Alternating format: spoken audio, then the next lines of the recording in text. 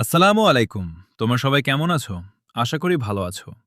তোমরা যারা রুটভাতে ইনকাম করতে চাও, তাহলে আর তোমার সঠিক ভিডিওতে ক্লিক করেছো? তো ভিডিওতে তোমরা দেখতে পাচ্ছ আমি কিভাবে কাজ করছিস।